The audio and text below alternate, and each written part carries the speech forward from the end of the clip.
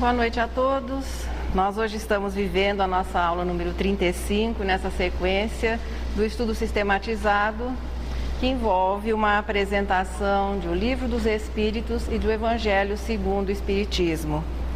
Nós estamos chegando praticamente ao final do Livro dos Espíritos. Hoje, o primeiro capítulo da quarta parte, que nos fala das esperanças e das consolações, que é um aspecto importante na doutrina espírita. A esperança na certeza da continuidade e a consolação na compreensão da realidade. O que acaba conferindo à alma, o que acaba conferindo às pessoas um quê de felicidade, mesmo ainda que estejamos vivendo um plano de provas, de expiações, onde as dificuldades são muitas, naturalmente decorrentes das nossas imperfeições. Até como nos lembrava a leitura do início, a vontade de Deus é sempre o amor, a alegria, a felicidade, mas as nossas imperfeições acabam comprometendo um pouquinho essa estrutura e acabamos nos tornando infelizes, decorrentes exatamente da dificuldade que nós temos em compreender a vida e em nos ajustarmos às leis. Hoje, durante 38 questões, que eu acredito não apenas agora, mas durante a semana, todo mundo deu uma olhadinha nas 38 questões, conferindo. O assunto, o número aqui é muito sério. Todo mundo durante a semana conviveu no estudo de O Livro dos Espíritos com 38 questões acerca de um assunto muito bom: felicidade. É o que mais se deseja, é o que mais nós gostamos em primeiro lugar de ter, de alcançarmos, e o que mais se deseja aos outros, esperando-se em todas as vezes que os votos são de felicidade, que eles sejam sinceros, mas parece que ainda a humanidade não vive um clima de felicidade. Apesar de todo o desenvolvimento da ciência, das conquistas que a ciência vem nos oferecendo, facilitando a vida, procurando embelezar a própria vida, ainda não conseguimos solucionar problemas que acabam estabelecendo um clima de infelicidade para as pessoas. Não conseguimos encontrar solução para boa parte dos problemas de amor, para as afeições não correspondidas. Embora existam recursos para que se possa até seduzir, encantar alguém.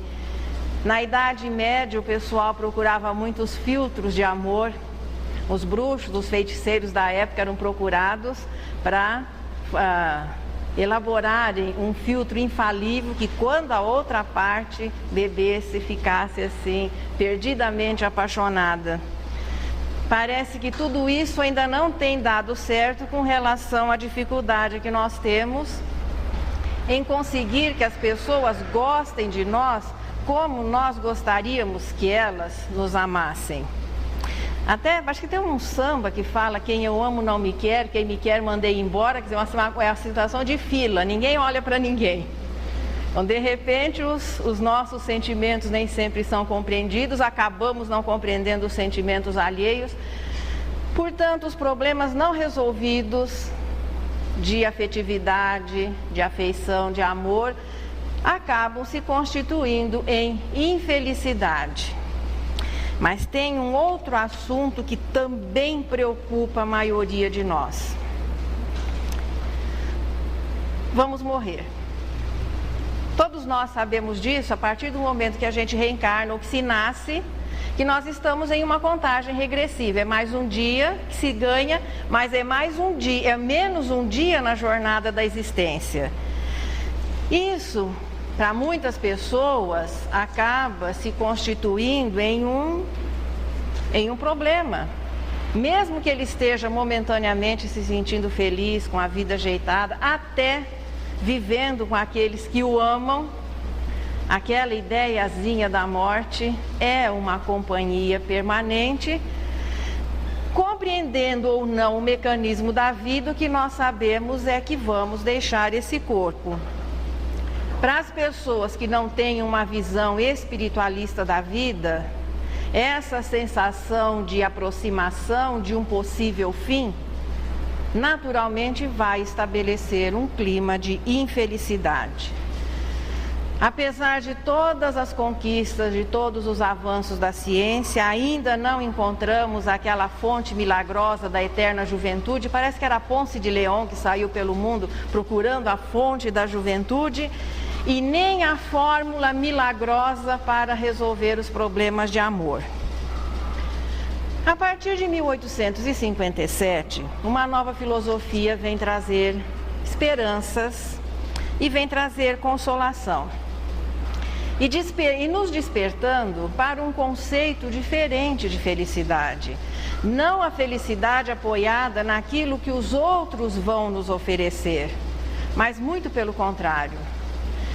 Não a carência afetiva dependendo mais do quanto alguém ou as pessoas podem nos amar, mas modificando o enfoque, estabelecendo-se a felicidade ou terminando, ou diminuindo, sublimando a carência no sentimento que nós possamos ampliar na felicidade que se possa proporcionar.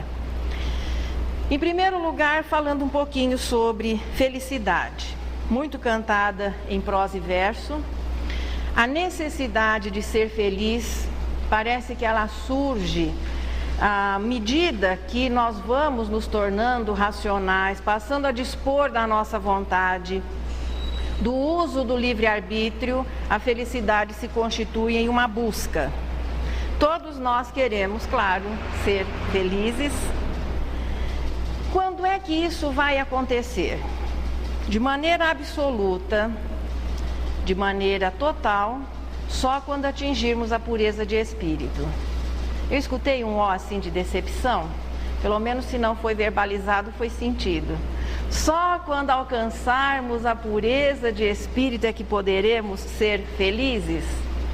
Bom, a felicidade relativa à realidade do espírito puro, ou seja, vencendo todas as dificuldades, todos os entraves da matéria, não dependendo mais da reciprocidade para que o sentimento possa ser saudável, isso é realidade do espírito purificado. E até lá, nós vamos ser infelizes?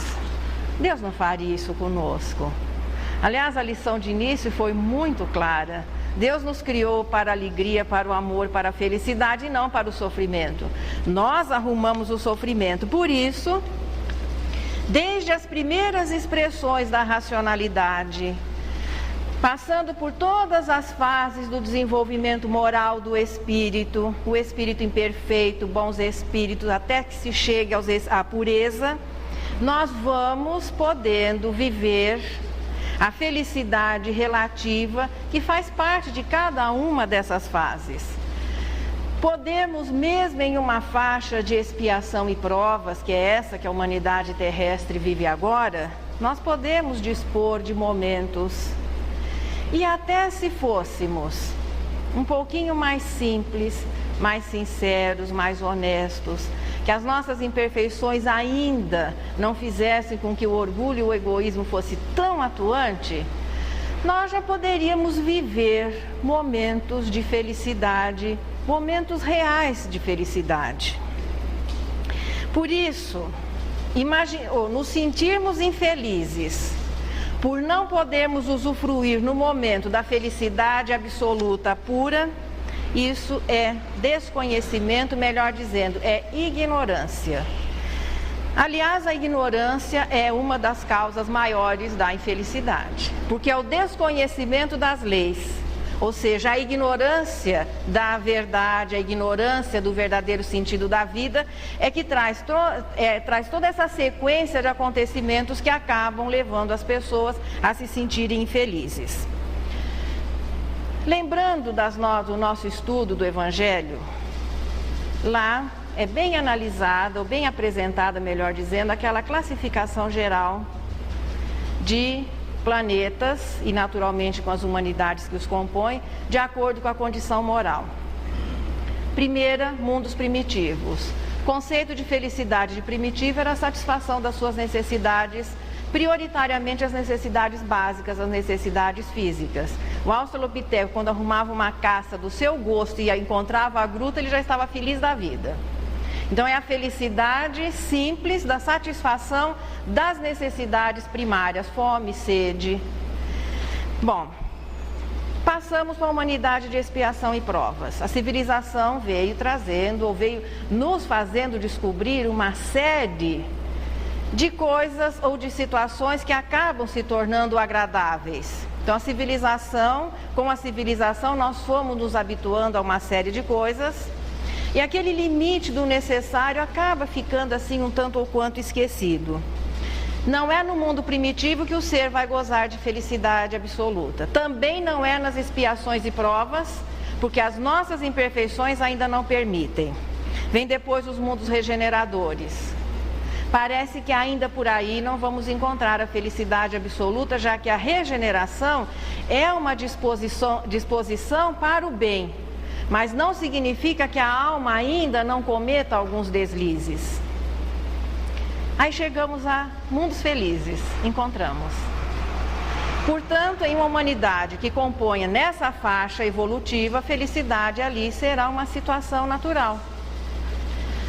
À medida que vamos vencendo as nossas imperfeições, a alma vai se tornando feliz, diferenciando-se esse conceito de felicidade do conceito de felicidade do bruto, do nosso conceito de felicidade, mas no momento em que a alma realmente consegue viver as leis divinas e é feliz por ser boa.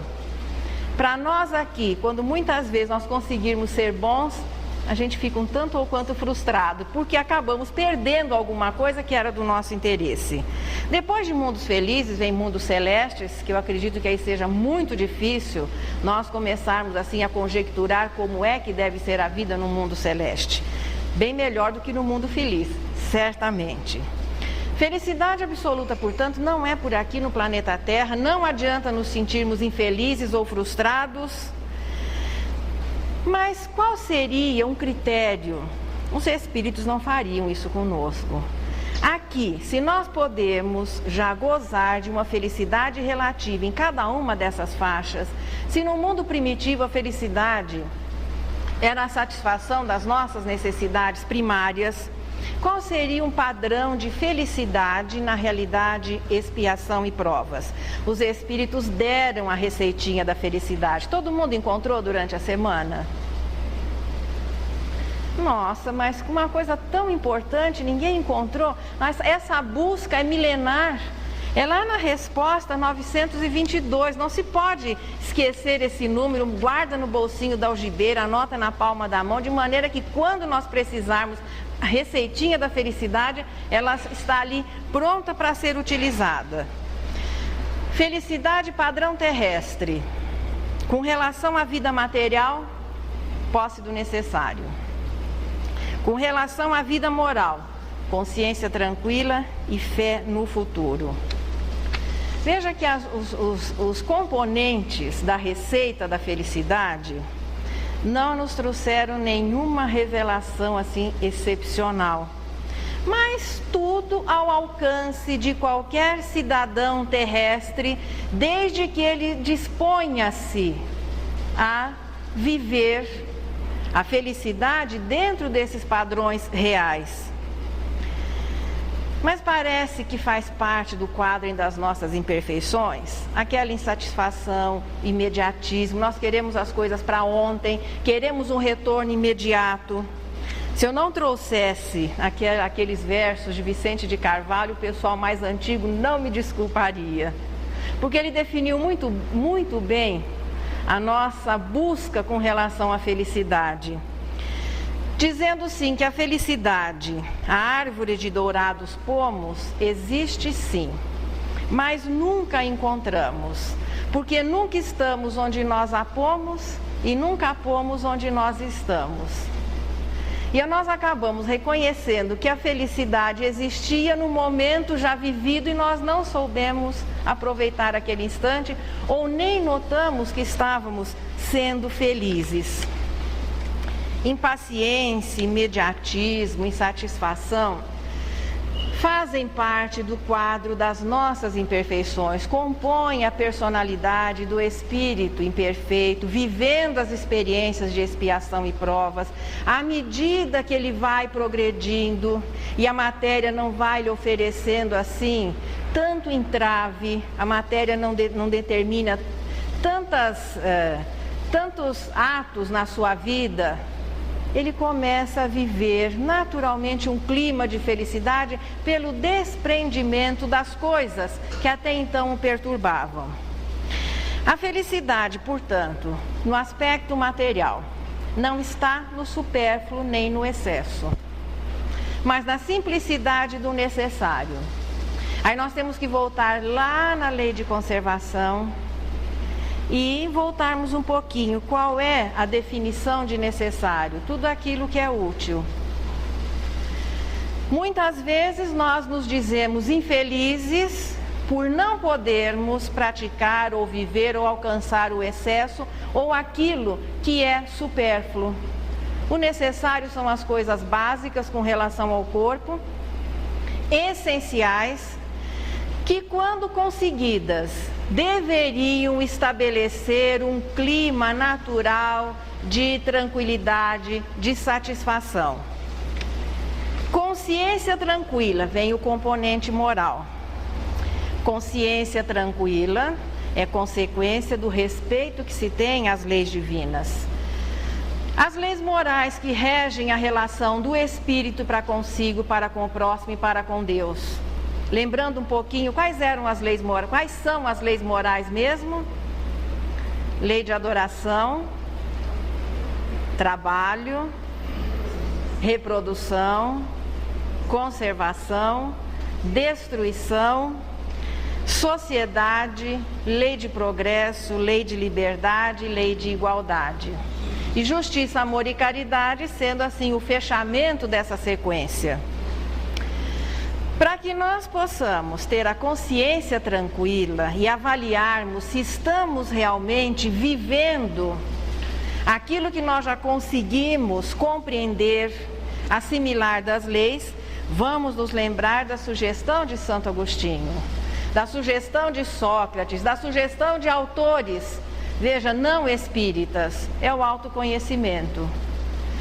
Na medida que nos seja possível, ou todos os dias, a cada 3 anos ou a cada 5 anos, fazermos uma avaliação melhor diária, para que o problema não comece a se multiplicar.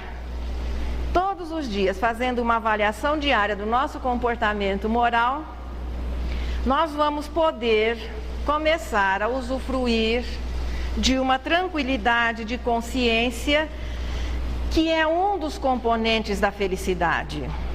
Vem depois a fé no futuro. Fé no futuro é um privilégio de quem acredita em Deus e que se sabe imortal. Não existe como ter fé no futuro sem a presença de Deus, sem a certeza da imortalidade, sem a certeza de que a vida continua. Então não é a fé no futuro apenas nos limites estabelecidos para uma reencarnação. Porque essa fé no futuro tem que ser uma visão mais ampla. Porque existem situações dolorosas, aborrecidas, que vão ser contínuas durante toda uma existência. Como ficaria a nossa fé no futuro? É a fé no futuro em espírito. Portanto, a posse do necessário está ao alcance de todas as pessoas que queiram se satisfazer com o necessário.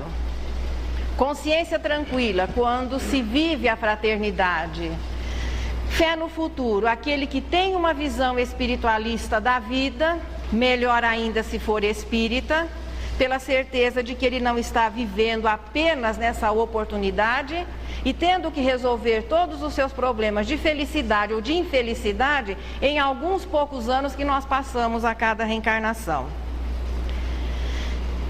Quem conseguir viver de acordo com esta filosofia, posse do necessário, consciência tranquila e fé no futuro. É bom a gente falar para reforçar bem isso, incorporar-se ao nosso dia a dia. Mas quando se consegue viver dentro dessa filosofia, nós vamos começando ou a administrar melhor os nossos sentimentos e os acontecimentos, e também convivendo com aquilo que não se possa controlar ou não se possa resolver, e que essas duas alternativas compõem a maioria das situações. O que nós podemos controlar somos nós mesmos, os nossos sentimentos, as nossas expressões, e procurar conviver da melhor maneira possível com o próximo, com a vida, com todas as situações. Vamos começar agora a trabalhar um pouquinho um dos motivos de infelicidade. Quais eram mesmo que nós dissemos ao início? O primeiro, problemas do amor. Segundo, a morte. Vamos inverter. Eu acho que a maioria que acaba resolvendo de alguma maneira os seus sentimentos, seus problemas de amor, continua com um problema difícil, que é a ideia da morte. O temor da morte, que Kardec no início do livro O Céu e o Inferno diz: por que o espírita não teme a morte? Não teme, pelo menos não deveria. De onde vem esse sentimento, esse medo, esse temor ante a morte, que para muitas pessoas tira totalmente a graça pela vida, o gosto pela vida? Porque existe uma situação assim de normalidade em se conviver com, no caso, o temor da morte, e existe aquela situação em que isso se torna um problema real. Então a pessoa vive 24 horas, ao invés de aproveitar a vida, ele estraga a sua vida preocupado com a morte. Este sentimento de temor, ele tem raízes no próprio instinto de conservação. Instintivamente, todos os seres da natureza, os seres mais simples, eles batalham por se manterem vivos. Mas não que seja um ato consciente. O instinto é aquela inteligência rudimentar com que Deus dota todos os seres, para que mesmo sem compreender o mecanismo da vida, eles procurem se preservar, procurem cumprir o seu papel na natureza. Então, instintivamente, cada um quer manter-se vivo, e na faixa da irracionalidade, não medindo a extensão dos seus atos para que isso possa acontecer. Então, é a autopreservação que ali é importantíssima. Iniciando o princípio inteligente, as faixas, iniciando-se o princípio inteligente nas faixas da racionalidade, agora na situação do espírito, nós mantemos ainda uma forte carga instintiva.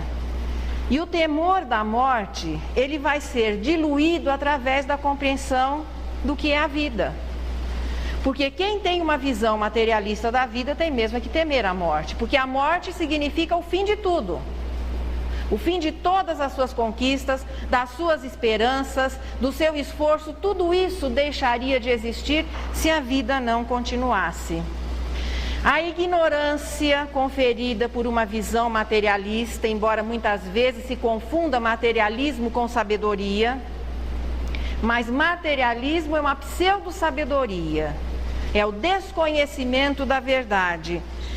Portanto, uma visão espiritualista da vida começa por sublimar, por diluir esse sentimento, ou seja, o temor à morte. E melhor, veja, de todas as filosofias espiritualistas, a doutrina espírita é a que melhor posiciona o indivíduo como uma alma imortal, dando-lhe as provas dessa continuidade através do quê? Da comunicação mediúnica, onde os espíritos vieram dar provas de que continuaram, identificando-se, oferecendo muitas vezes até a continuidade de trabalhos aqui iniciados no sentido assim de comprovação.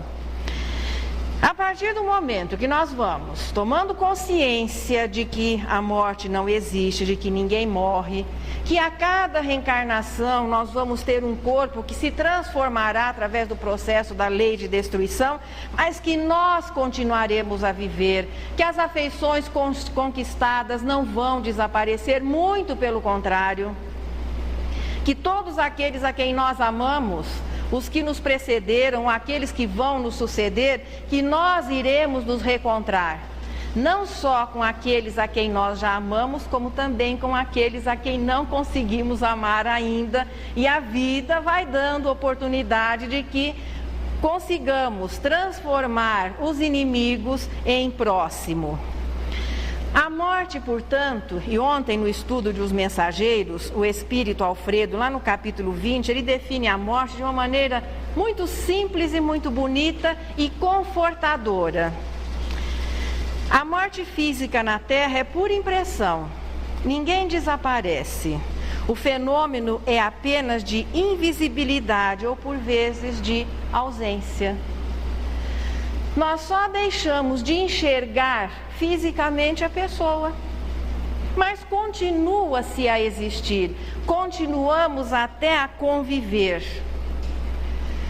Se a morte é uma das causas ou um dos motivos para que nos sintamos infelizes, como ser infeliz por alguma coisa que certamente não irá acontecer. Conseguimos tirar um peso assim, ou pelo menos aliviar o peso? Nós não, a doutrina espírita está conseguindo aliviar um pouquinho esse peso que é o temor da morte. A ignorância e a descrença em Deus é que fez da matéria uma única verdade. A fé no futuro, portanto, a certeza da imortalidade e da continuidade é a solução para esse problema e que possivelmente ou certamente estará infelicitando a muitas pessoas. Joana de Ângeles define morte e vida como termos da mesma equação, a equação do existir. Morte e vida são sequências, são fases que o espírito vive, encarnando, tendo um corpo, desencarnando, voltando à sua realidade, porque nunca deixamos de ser espíritos encarnados ou desencarnados, mantemos a nossa identidade, a nossa integridade espiritual. Aí vem o suicídio. Ninguém, acredito, se suicida porque está feliz. O suicídio é sempre decorrência de uma situação tão angustiante, tão difícil, tão traumatizante que a pessoa recusa-se a viver.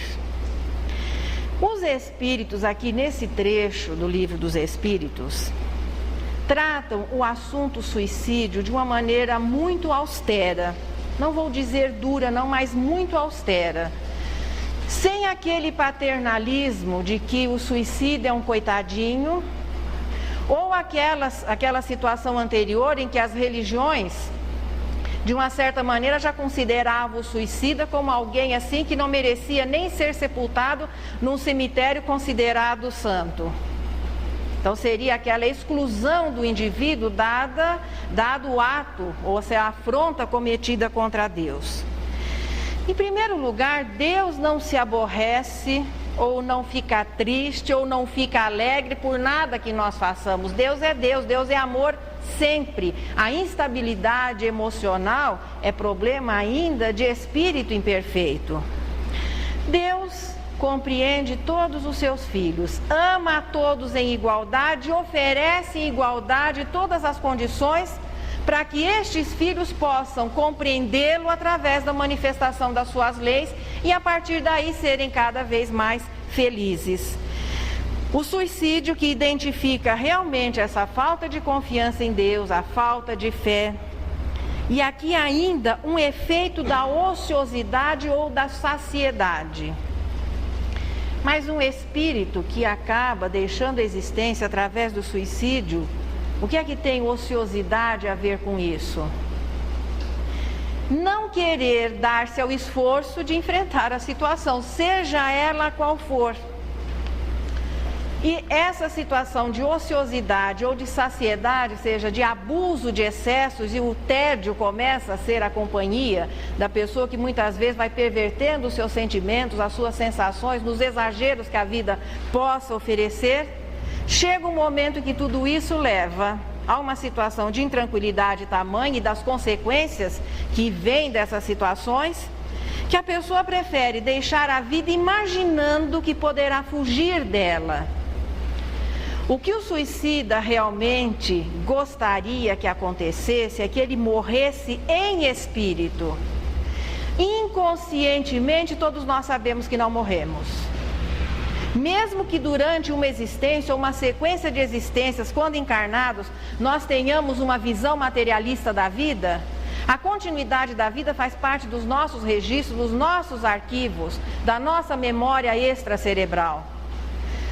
Todo espírito sabe que não morre, mas busca no suicídio a devolução da vida em espírito a Deus. Deus não aceita de volta.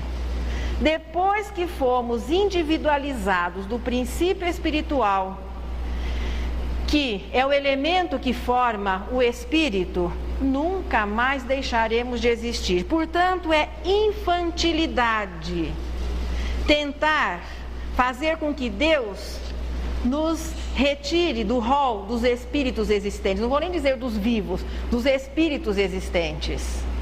E uma das surpresas primeiras com que o suicida se defronta quando desencarna através desse ato extremo, é continuar vivendo.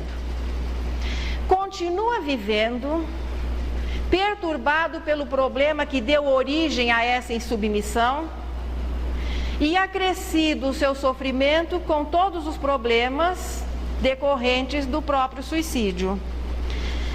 As consequências de quem foge da vida, das responsabilidades, então, assumir a responsabilidade da vida, seja ela qual for, é a melhor solução. Muitas pessoas buscam o suicídio porque estão numa fase terminal de determinada doença, mas faltava só um pouquinho.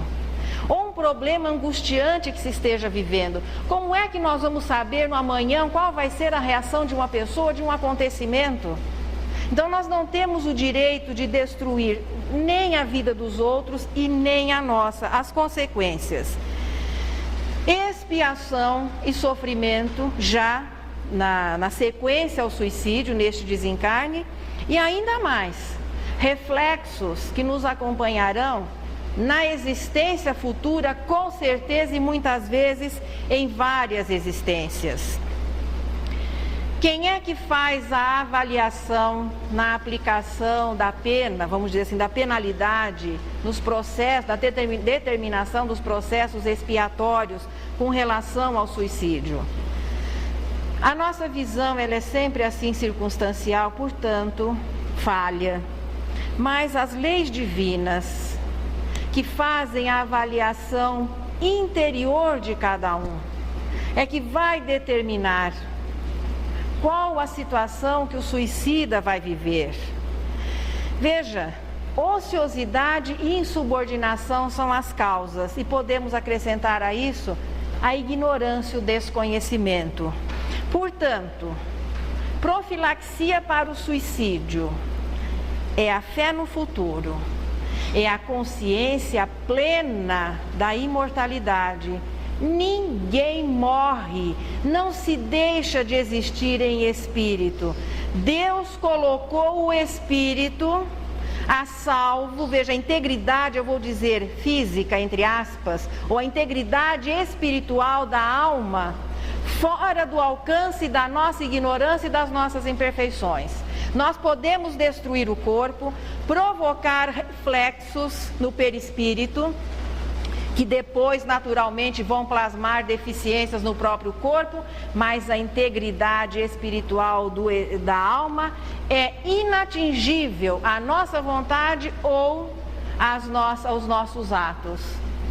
Não provocamos sequer um arranhãozinho espiritual na alma através do suicídio. Continuamos, e aí sim, revestidos de um perispírito deficiente, o que naturalmente plasmará um corpo deficiente e a expiação se prolongando por uma ou por mais existências.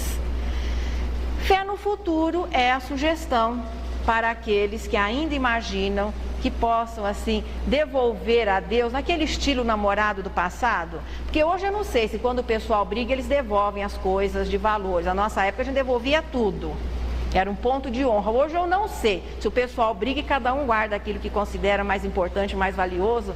Não adianta brigar com Deus e querer devolver a vida para Ele.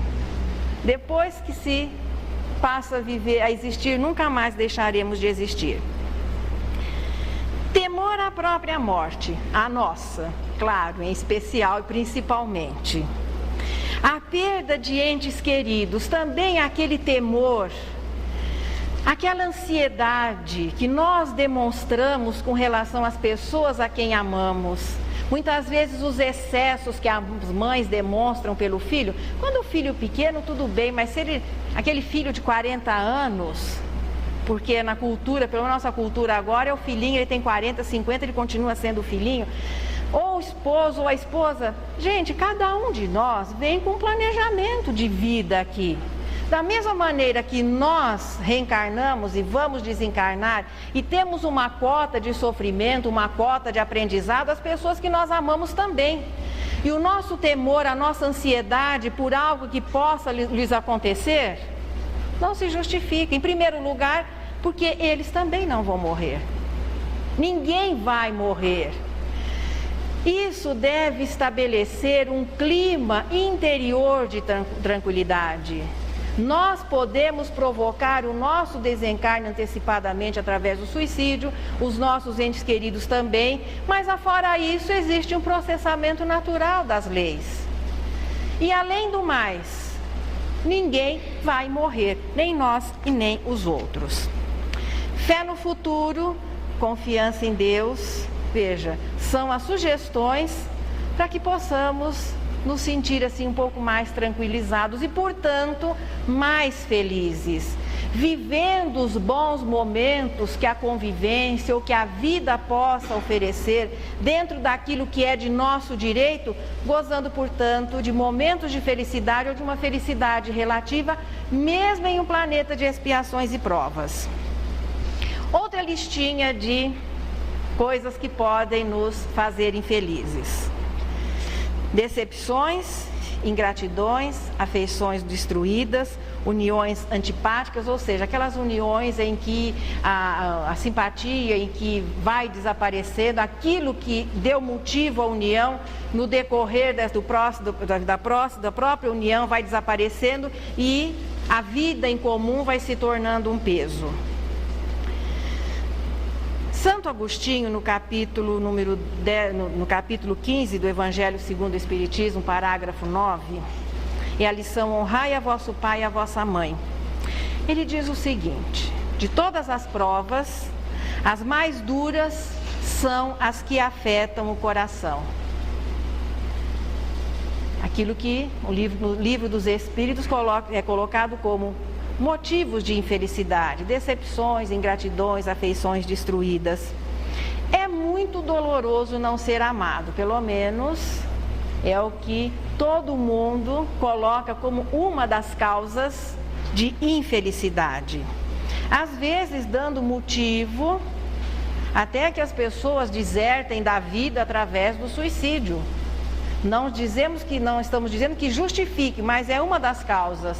O amor não correspondido poderia ser motivação para alguém desertar da vida. O que é a afeição? Afeição é um sentimento e todos os sentimentos são da alma. O corpo tem sensações e a alma tem sentimentos. O probleminha todo é que espírito imperfeito, uma das características mais expressivas da imperfeição é o interesse pessoal. Ao invés de sermos felizes, porque existe um sentimento bom dentro de nós, por alguma pessoa ou por algumas pessoas, nós queremos basear a nossa felicidade por aquilo que os outros vão nos oferecer em sentimento, vão nos oferecer em amor. Nós queremos medir a nossa felicidade pelo quanto os outros nos amam. Não sei se pode medir ou pesar amor, mas em todo caso, quanto maior for o sentimento mais expressivo, mais nós nos sentimos felizes exatamente por essa correspondência. A gente até nem se preocupa em amar muito aquele que demonstra muito amor por nós, não. Nós ficamos felizes porque alguém nos ama e não exatamente porque nós já amamos. A partir daí, se estabelece o quê? Nos tornamos cobradores dos sentimentos alheios e inseguros por não poder controlar o sentimento dos outros. Mesmo que naquele momento o sentimento que nos é oferecido esteja nos satisfazendo, você sempre se preocupe. E amanhã, se ele ou ela deixar de me amar, eu vou deixar de ser feliz. Porque a sua felicidade foi construída em cima de um terreno que não é seu. Ao passo que a felicidade, pelo amor que se tenha, pela ampliação do nosso sentimento, é um patrimônio que é nosso, que nunca mais vamos perder, independentemente de existir um retorno. Portanto, a afeição destruída é outra coisa interessante. Como é que vamos destruir uma afeição? Ou como vai ser destruída uma afeição se real? É a mesma coisa de imaginarmos que quem ama deixasse de amar, ou quem é bom deixasse de ser. Quando realmente existe um sentimento por alguém, ele nunca mais vai deixar de existir. É que nós confundimos ainda sentimentos com sensações, paixão com amor. Segundo os psicólogos, o pessoal que estuda sentimentos, a paixão ela dura, melhor dizendo, 2 anos e alguns dias. Se o sentimento que marca a nossa relação for baseado na paixão, vá se preparando. Daqui 2 anos, tanto você vai deixar de, entre aspas, gostar daquela pessoa, como você corre o risco de o sentimento dela também não ser mais profundo, não ser o amor, e passados 2 anos, um olha para o outro, o que é que nós estamos fazendo juntos? Melhor que a solução seja civilizada. Se ainda não é o amor a determinante das nossas ações, que pelo menos seja a justiça e seja aquela situação de civilizadamente cada um procurar, claro, tomar o seu rumo. Nós nos decepcionamos, por quê? Porque as nossas expectativas com relação a uma situação, a alguma coisa, não foram correspondidas, motivo também de infelicidade. Nos decepcionamos quando uma afeição que julgávamos existir não existe, e a partir daí nos tornamos infelizes. Aqui os Espíritos dizem que são provas que fazem parte da jornada. Nessa mesma linha vem a gratidão. Nós cobramos a afeição dos outros, queremos que as pessoas correspondam às nossas expectativas, nos dizemos infelizes quando alguém nos trata de uma maneira ingrata, mas depois que você fez isso, mais aquilo, não sei das quantas, a pessoa mostrou-se ingrata. Olha, nós temos é que ter muito cuidado e ficarmos seriamente preocupados, não a ponto de ficarmos tão infelizes, mas quando não correspondemos ou não respeitamos a afeição que alguém nos ofereça. Se você não pode corresponder, deve pelo menos respeitar. Quando decepcionamos os outros com o nosso comportamento ou quando demonstramos ingratidão.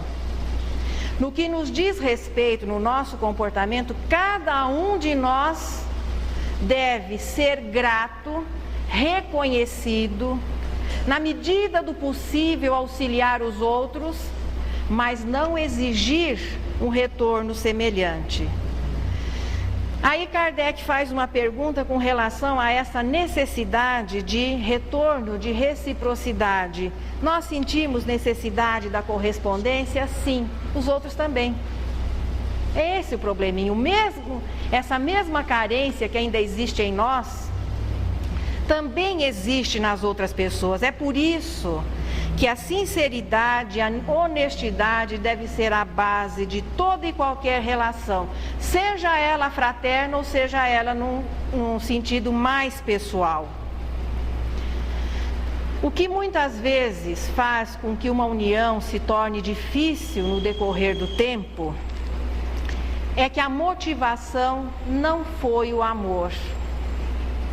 Não sendo o amor, a união depois de 2 anos e alguns dias vai passar pela sua primeira prova. Se no decorrer da convivência um sentimento maior começa a aflorar e os dois, como diz a irmã Rosália, conseguem se suportar, possivelmente se chegue às bodas de prata, bodas de ouro e outras coisas mais. Se não, a união vai se tornando difícil e muitas vezes, é a resposta 940, a separação é uma medida de bom senso, para que não se torne um mal maior. Um lembrete para quem ainda, apesar de tudo isso que nós estivemos comentando aqui, veja, o capítulo é muito extenso, são apenas 38 questões, mas desdobradas em outras.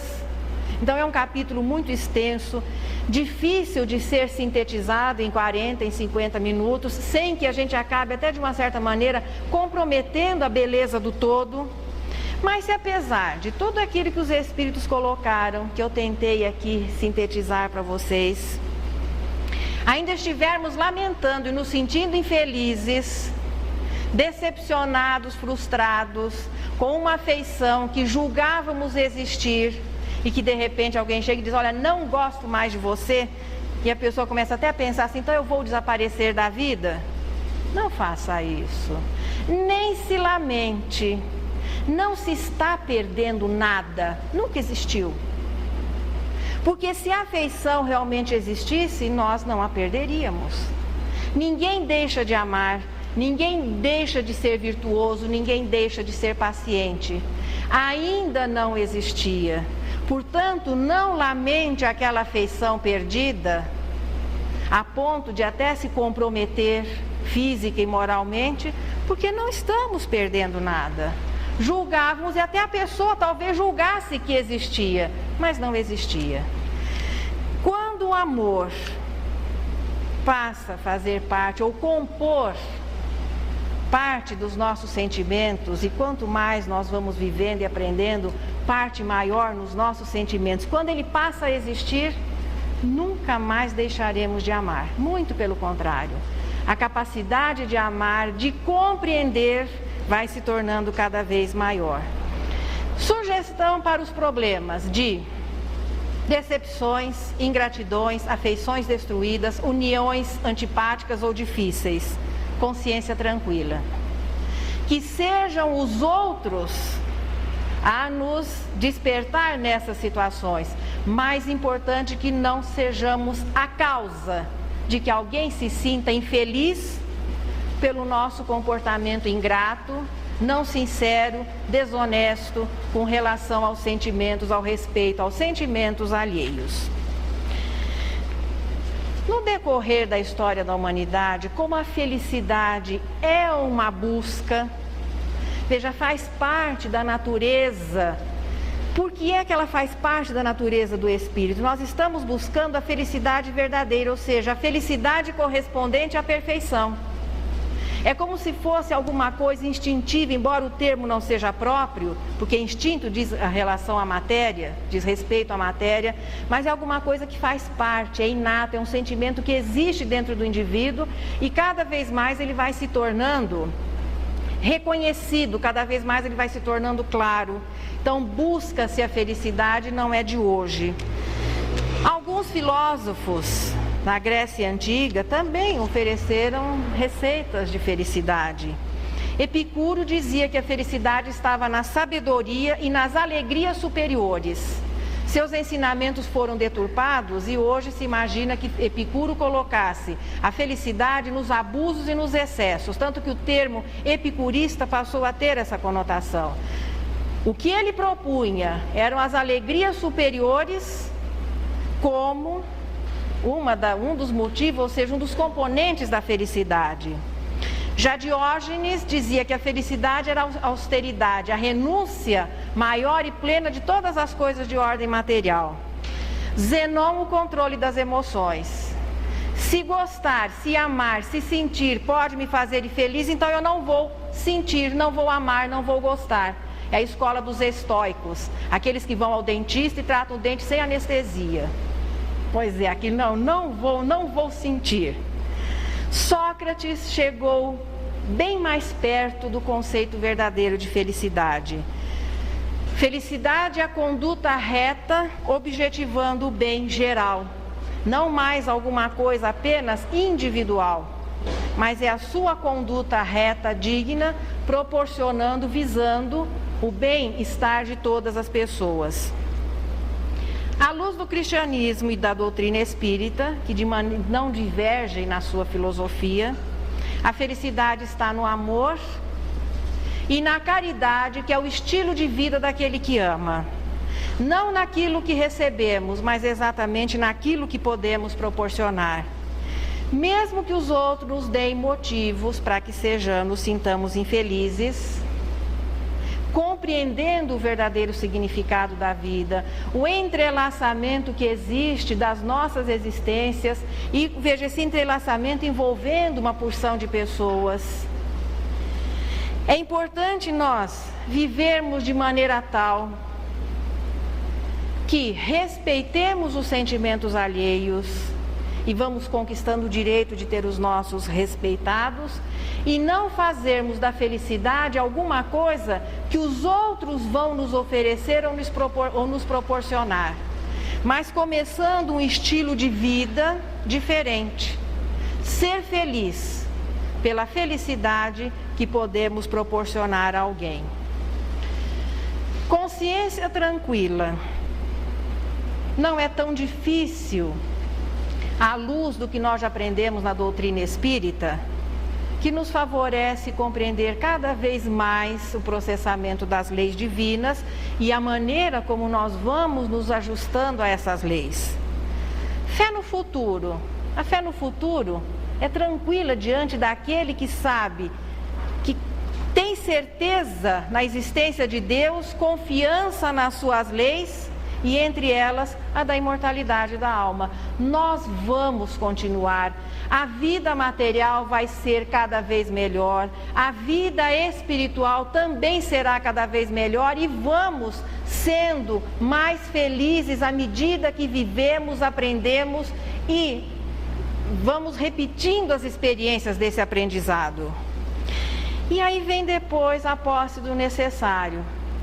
Tudo que foi dito anteriormente, a existência das leis, o respeito que se deve a essas leis, a certeza de que continuamos, vai levando ao espírito buscar uma vida mais simples.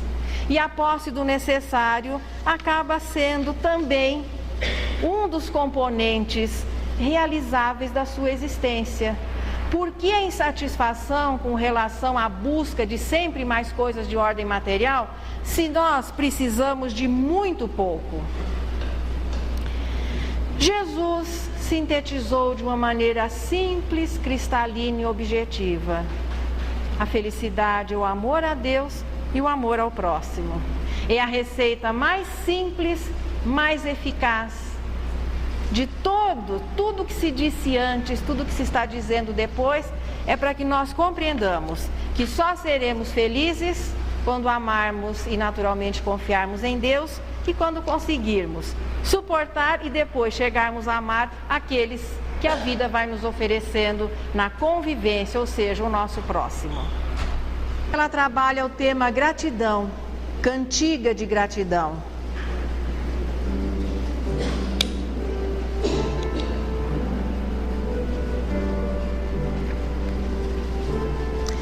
Já não quero senão entendimento. Graças te dou, Jesus, porque me ensinas que o teu amor em tudo é sempre grande, ainda mesmo quando se te expande na beleza das coisas pequeninas. Sei que vivo distante do heroísmo que vejo fulgurar entre as almas de escol, mas posso ser o apoio em que se tente, socorro e proteção a uma planta doente, para que não lhe falte a carícia do sol. Não consigo extinguir a penúria na terra. Entretanto, Senhor, no espinheiral de luta em que ainda me embrenho, posso partir sem mágoa o pão que tenho para um gesto de amor. Quantas lições me mostras no silêncio, a da semente enriquecendo o chão, a das provas cruéis numa prece a vencê-las, a da vela da noite sem estrelas, expulsando a tristeza e a escuridão. Lembra a história de antigo fio d'água, que criou o deserto amorável, que criou no deserto amorável jardim. Lembro a lagarta e a seda nobre e rara, a pérola e a concha que a formara, por lágrima de luz, crescida em dor sem fim. Penso na areia resguardando o rio, na pedra que se oculta, assegurando o lar, na raiz da roseira, às vezes sob estrume, para que a rosa em vagas de perfume possa elevar-se à vida, existir e brilhar. Observo e registro os meus empeços, que o passado de débitos me traz, mas posso ser na fé que hoje me alcança, uma simples tarefa, um toque de esperança, uma palavra boa e um sorriso de paz. Estou feliz, Senhor, porque me ergueste, serva que por teu servo se conduz, e porque rogo luz sem que a treva me tome, por trazer em minha alma a bênção de teu nome. Agradeço, Jesus.